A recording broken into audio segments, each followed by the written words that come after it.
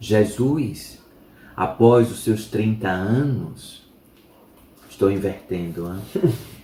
Jesus, após os 30 anos, empreende suas caminhadas, muitas vezes solitário, por meio dos desertos, para que estivesse em conexão, em profunda conexão consigo, diante das sombras que permeavam a carne, diante dos embustes que ali se apresentavam a ele.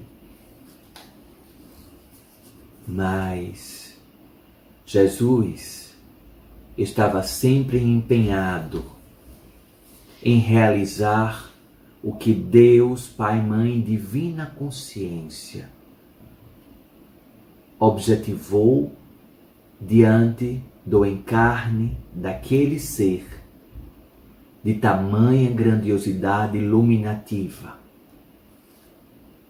E tinha que ser do sexo masculino? Sim.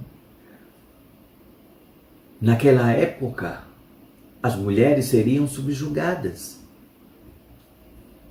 Então, do sexo masculino vem para ter um acesso e compreensão um pouco maior naquela sociedade.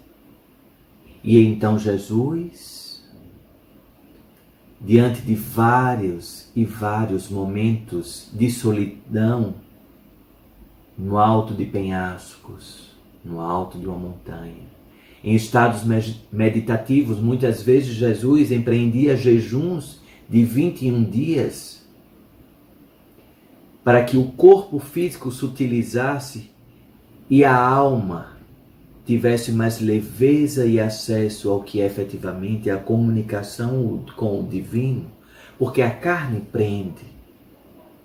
Estava em estrutura de carne. Então, por vezes e vezes, Jesus empreendia jejuns de 21 dias, alimentando-se com o mínimo necessário, tomando um pouco de água,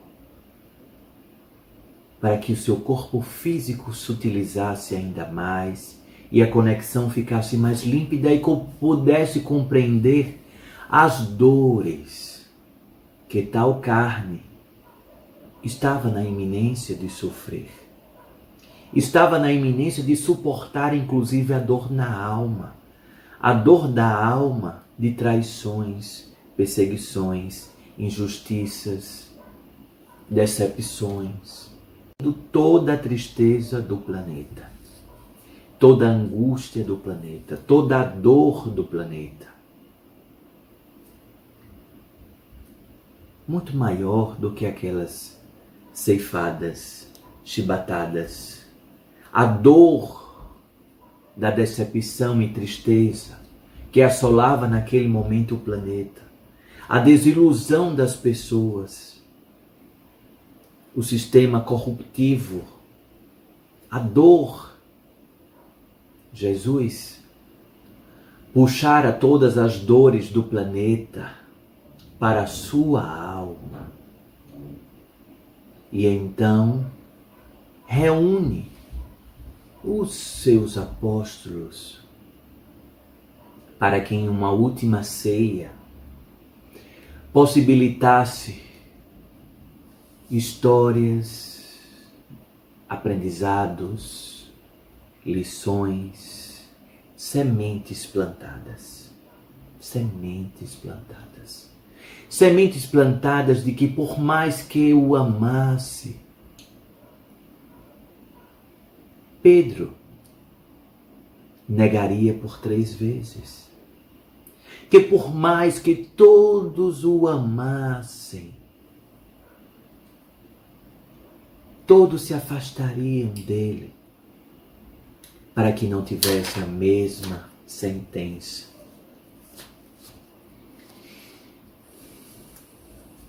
E então, Jesus, por volta dos seus 30 anos, deixei de falar, devolve a sua avó Ana para os céus por meio de arrebatamento. E então, neste momento, só estar com a sua mãe, com a sua melhor amiga, Maria de Magdala, com o seu melhor amigo, Lázaro, e com o seu melhor amigo, João, e com o seu discípulo,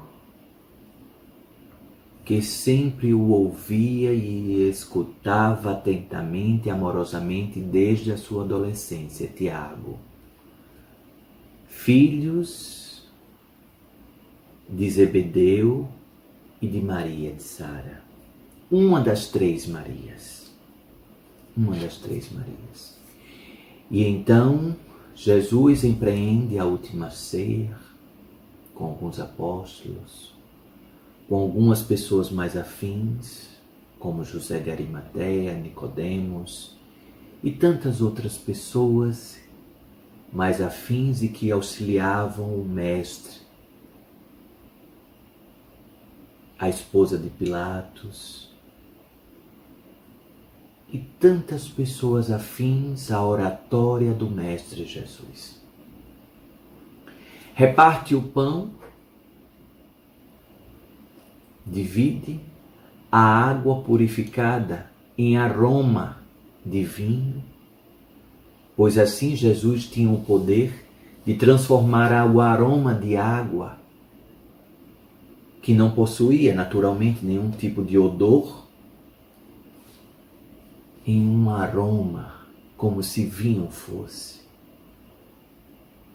E então Jesus pega o cálice, que seria posteriormente o cálice do Santo Graal, levado para a Bretanha por José de Arimateia, e ali posteriormente disseminado em pedaços para outras partes planetárias, mas o cálice bebido por todos, primeiramente pelo Mestre, seguindo para que cada um pudesse se satisfazer do cálice de Cristo, do corpo de Cristo, repartindo o pão, repartindo as frutas, dividindo com todos, como se pedaços e fragmentos de Jesus estivessem sendo distribuídos para cada ser ali presente.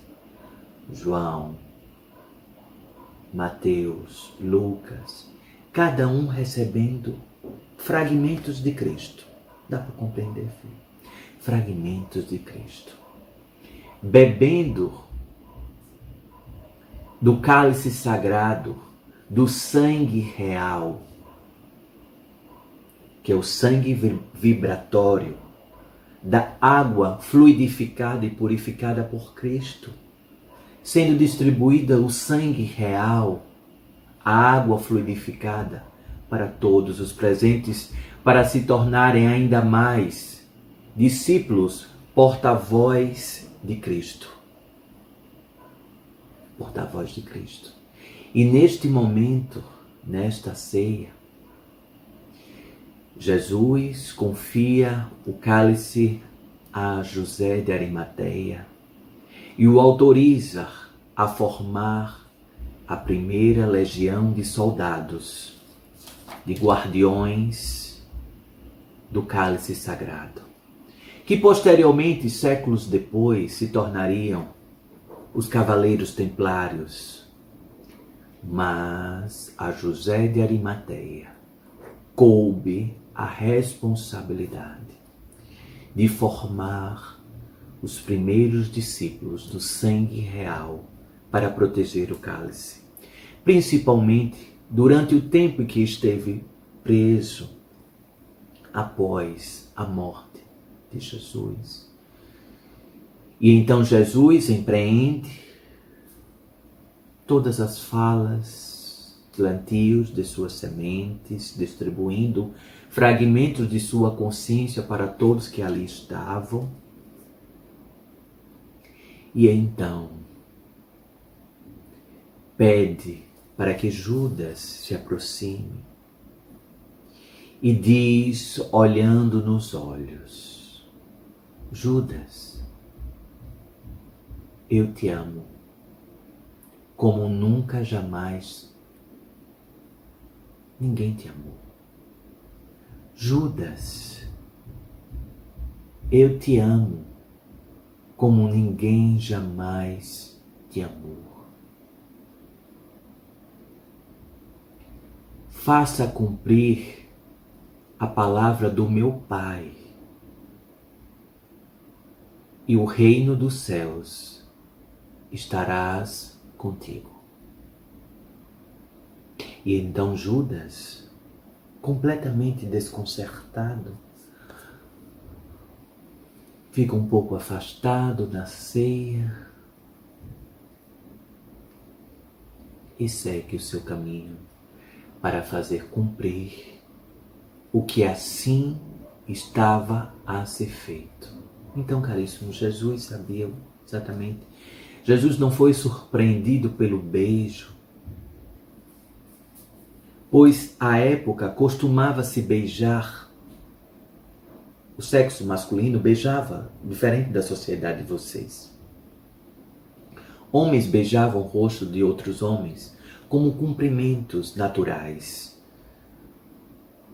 Mas que naquele momento Judas